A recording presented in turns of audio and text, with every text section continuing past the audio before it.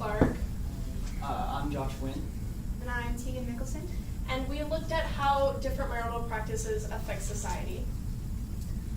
My topic was arranged marriage, and arranged marriage has been around for multiple centuries and therefore practiced throughout different countries. And on this graph you can see which countries currently practice arranged marriage. And so not as many, not a multitude of them. And so arranged marriage is marriage before relationship, so therefore the couples in the relationship have no prior experience to one another, and so it's just kind of a new experience for both of them. And families choose the spouse, so they don't have a lot of say, the people in the relationship, they don't have a lot of say in who they marry or if they like them or not, so the love kind of has to come after their marriage.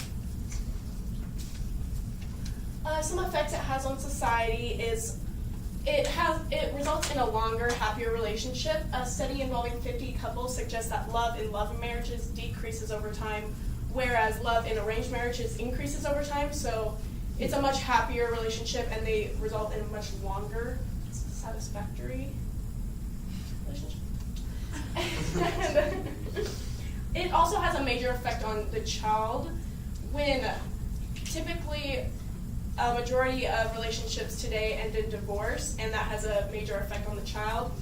Divorce elicits an aggressive response in children and an aggressive response in adolescents, and that carries out into their adulthood, and it has major effects on their emotions and how they interact with others.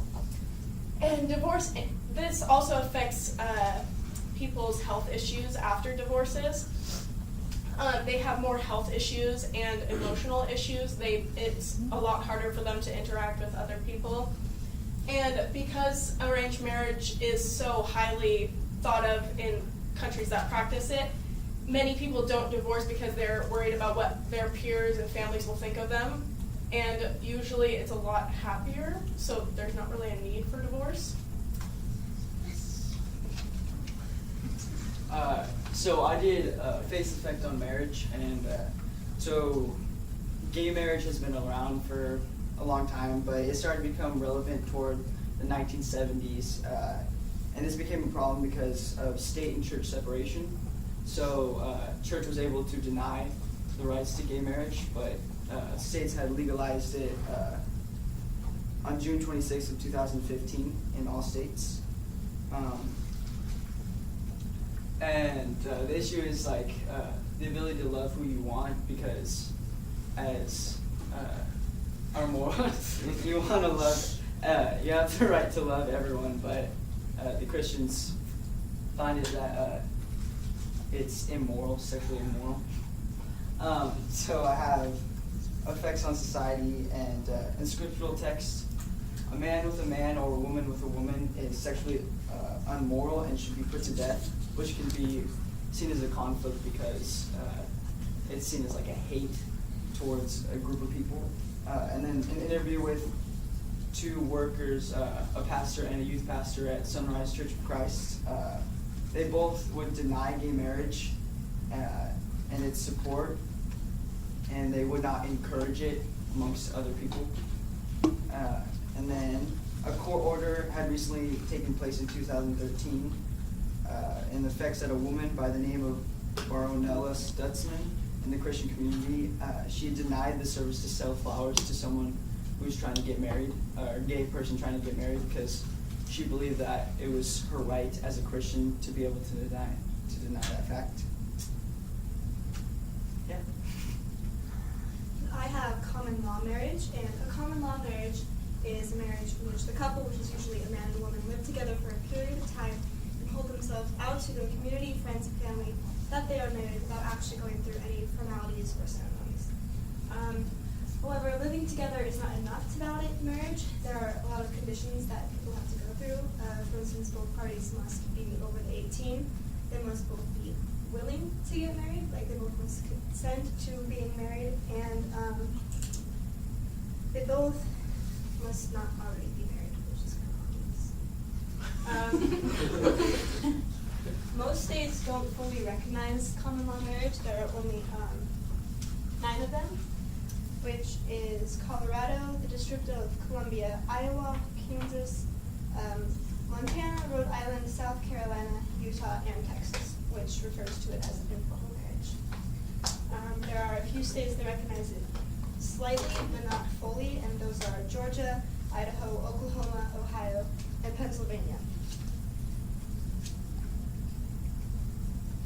So, only 9 states fully recognize common law marriage, which means it's not that common. And a lot of people have a problem with it because it's generally non-religious, and there are no ceremonies and no formalities, no legal matters at all. So a lot of people find it as non-legitimate, not valid, and basically they say this is not real marriage, it doesn't count. So people don't like it that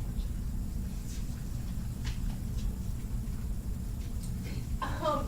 Some limitations there are to these topics are many don't believe in arranged marriage or the practice of it. They feel that it could result very badly, like in abuse, or like they just don't get along. But multiple studies have shown how effective it is, because typically when you are introduced to somebody you don't know, you're forced to rely on them and learn about them even more because you're in a relationship now and you don't have much of another choice. So you're forced to kind of rely on one another and learn about them, and that results much better than a love-in-love marriage.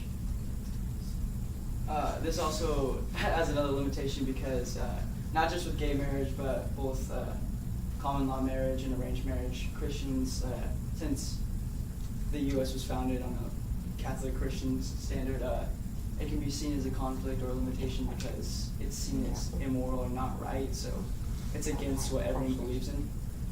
How we got here. And this can cause segregation between the community, as people will not accept everyone, even though they're just trying to love who they want. Arranged marriage is not really recognized a lot in the United States, and common law marriage is not practiced in many states. So both of them are not recognized often in most states, and they're not common, so yeah. Some call to actions we thought of were education and just bring more awareness to these practices of marriage. And so therefore people can have an opinion as if they want to partake in arranged marriage, or like bring it to the attention of others and make it more recognized throughout other countries. Along with recognition, just giving everyone the right to do what they want based on what you believe in. Okay. Just go back to the beginning, Josh. Go ahead. Can we go back to, like, Next slide. Not yeah, that one. yeah, okay.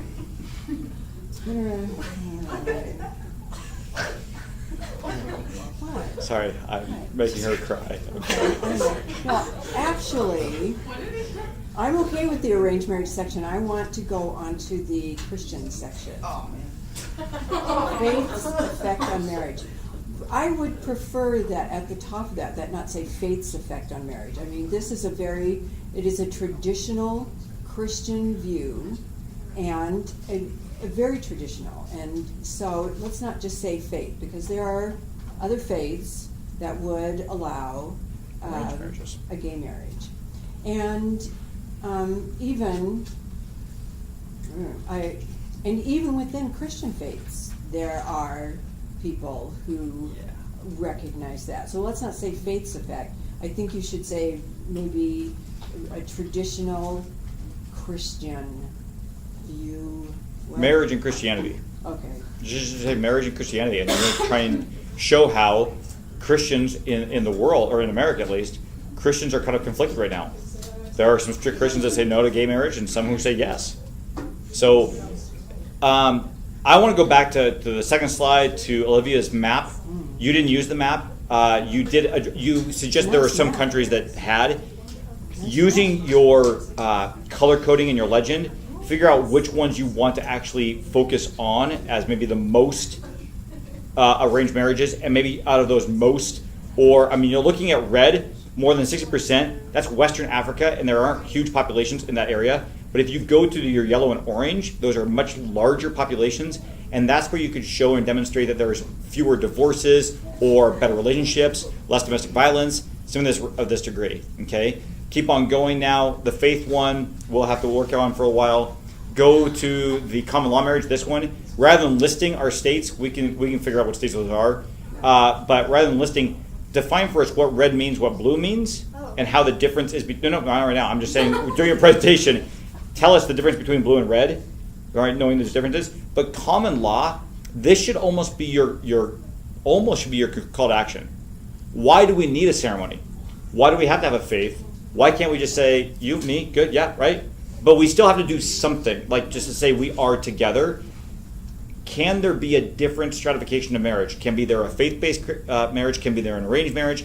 Maybe you're going to do a call to action where America codifies or gives rules to marriage, which we already have. But we've had gay marriage approved for a reason. Most of America is realizing that we don't need to be intertwined or connected under God's eyes. We just need the legal document that says you get benefits for being married. So is this an issue of politics and legalities? Does that make sense? Yeah. So you did a pretty good job, but I see an ethical, moral, religious lens. I see a cultural lens with arrangements, and I see a political lens. But knowing your lenses, how you're all going to bring this all back together, I think we just got to work a little bit more on the thread that comes through it. Okay? All right. Good job.